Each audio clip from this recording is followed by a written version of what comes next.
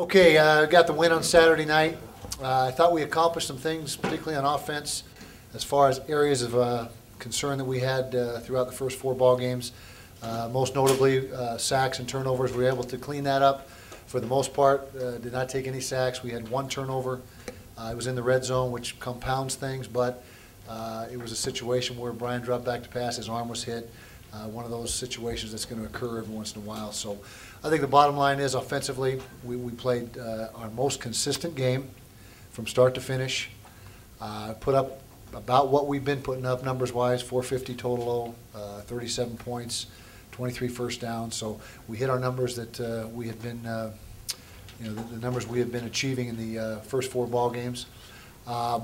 Defensively, not a bad outing by the ones. After three quarters, I think we'd given up 7 points and about 190 yards.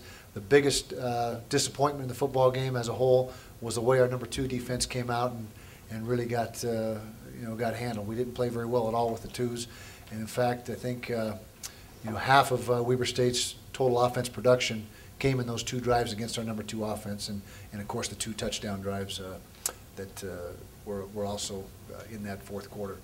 So some positives there overall. Penalties, we cut down the penalties a little bit, 60 yards in penalties, which is less than what we've been averaging, so that was a little bit better. Still not good enough in that respect, but we made progress there. Louis Sakota had a very good outing, was named Mountain West Conference Player of the Week, Special Teams Player of the Week, hit 3 field goals, 4 PATs for, 13 points he scored, and broke the all-time field goal record in the process for University of Utah kickers. So positive there. Tough game coming up. Short turnaround. Thursday nighter, Oregon State. Very impressive win against USC, the then number 1 team in the country, last Thursday night. It was a very, very well played ball game by Oregon State. It wasn't a fluke. Oregon State played very well.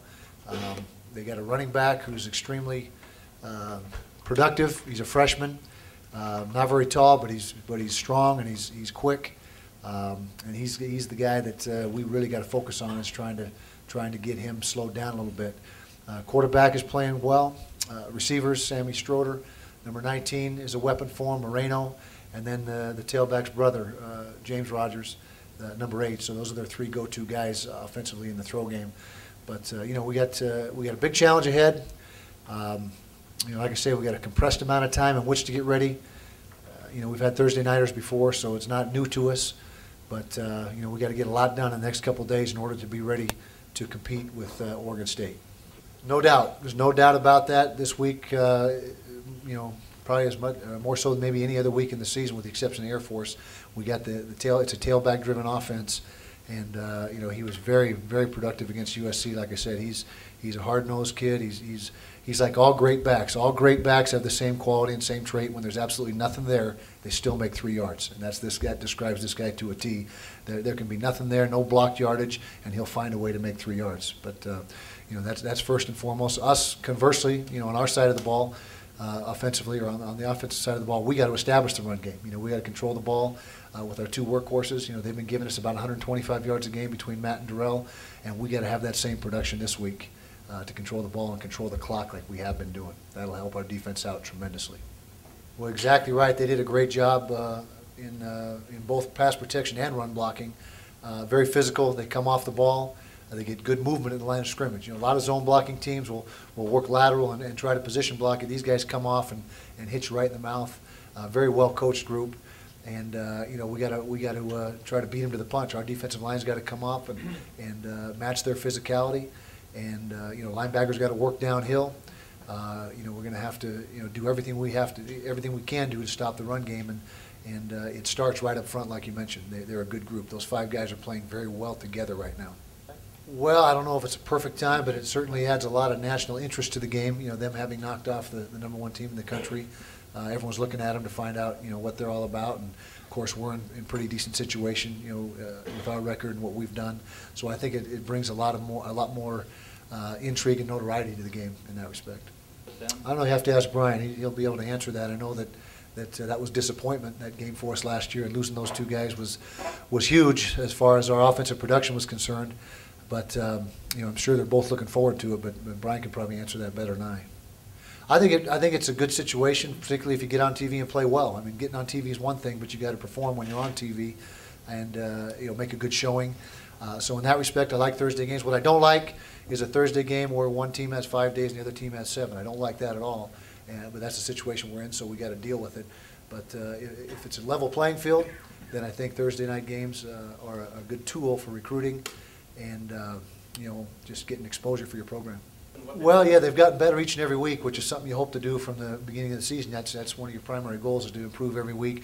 They discovered the running back. He did not start in the Stanford game, and as the season has wore on, they've discovered how effective he can be, and of course now he is their go-to guy. They fed him the ball 30-something times against SC, so I think the way the front seven on defense has started to gel together, because like I said, they were all brand new, and the emergence of the tailback and the efficiency of the offensive line has gotten better each and every week, and so that kind of has been the evolution of what they've done in the first 4 ball games. It's a week-to-week basis. You're only as good as your last performance. We're right where we want to be after 5 games. Big challenge this week, like I said, the biggest of the season. I don't personally worry about the rankings or any of that stuff. We just control what we can't control, which is the games themselves, trying to get the victories, and I just block out all that other external stuff, so that really has no factor or bearing on what we do. Well, I think we've learned a lot about ourselves so far. Michigan beat Wisconsin Saturday. I think that qualifies our Michigan win a little bit. What UNLV did, although they got beaten on Saturday, beating Arizona State and Iowa State. So I think we already have found out quite a bit about ourselves, but this certainly will be another test and another opportunity to do that.